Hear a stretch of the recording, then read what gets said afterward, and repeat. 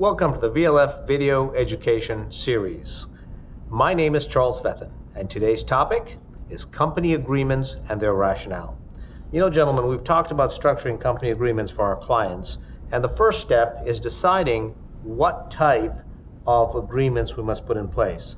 Sam, what are some of the considerations our business clients must look at before deciding to structure the company agreement? Yes, there's a couple of considerations any client should consider before creating a company agreement.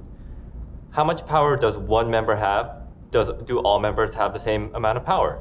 Which members get distributions? Do all members get distributions? Are you thinking of future investors or any future members? All of these considerations should be something you talk to with your current partner, considering your future partners. You're also looking at what type of company structure to set up. So for example, you can have a holding company that owns a stock or equity in other entities. You can have a operating company which does business, or you can have a passive investment. And so that's also a decision that flows into the type of controls you would have in place. So Cameron, Sam spoke a little bit about management. What about the issues of identifying the business, the nature of the company? Well, that's a very important part of your company agreement, and also part of the formation documents for your company that you'll file with the Secretary of State. There you will dictate what is your business purpose. And this is an important key point because you will then be deciding what is and is not a corporate opportunity for that business. And that can have big ramifications if you have a higher management steal a corporate opportunity. Look at one of our other videos on theft of corporate opportunities for more on that. So what you're saying is the company must identify what its primary or principal business is, because if you have one of the shareholders or one of the partners engage in another type of business, what you want to avoid is an argument that, wait a second, that other type of business really belongs at this company, because then that would be a corporate opportunity. That's exactly right. These company agreements are the chance to get all of this clarified with your business partners, to have that discussion and then be on the same page moving forward.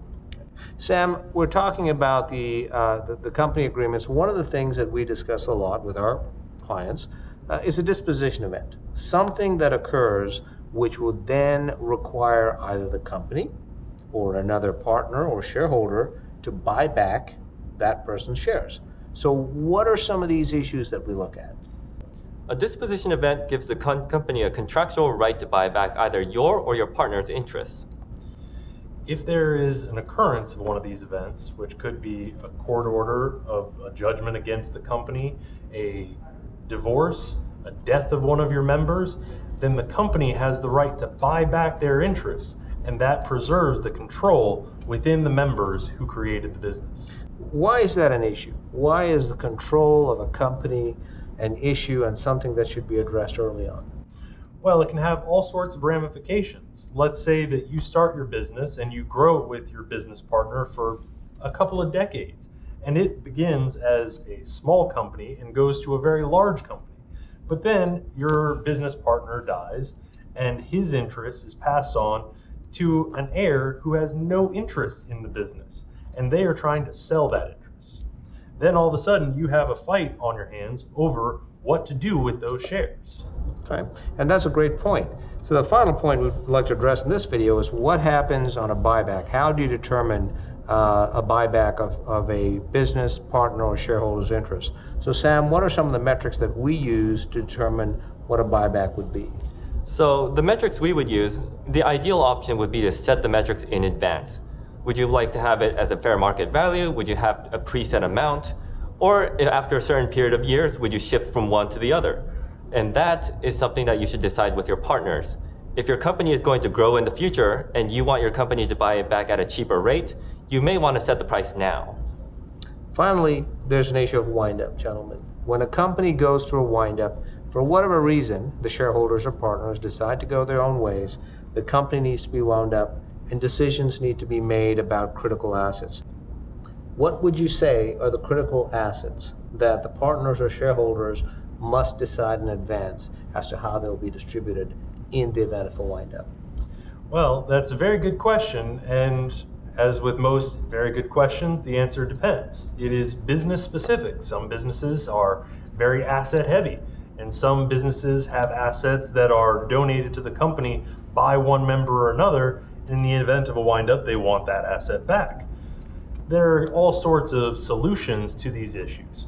So once you start having these conversations with your business partner and get on the same page, we can put it into words and contract form for you. And Sam, as we said, for all of our clients out there, all of our business clients, and Cameron, we want them to talk to us before they start structuring the agreement, because once you put that agreement together, this will become the operating document of your company. So if you have questions, you're about to start a new business, whether it's a startup or an established practice, give us a call, because the Vethan Law Firm, your problem is our business.